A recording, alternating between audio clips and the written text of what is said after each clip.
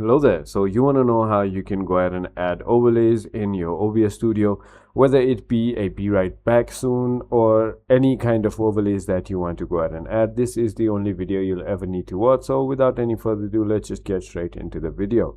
First things first, all you need to do is go ahead and open your OBS Studio and run it as an administrator.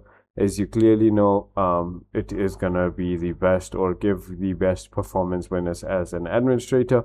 I've already made a video discussing about scenes and what sources are, so if you don't know how to set up scenes and sources, go watch my old video and get back to this one.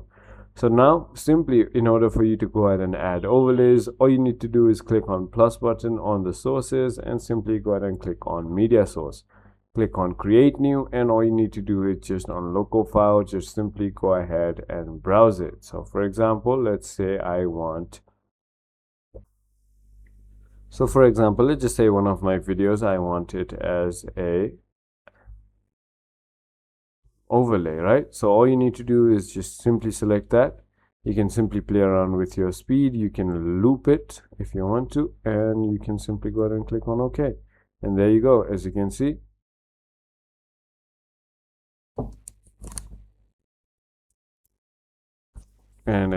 there is my video as an overlay. As you can see, my video is as an overlay, which you can simply go ahead and place around anywhere you want to. So it is as simple as that. I hope this video was helpful to you. If it was, hit that like button, and I'll see you on the next one.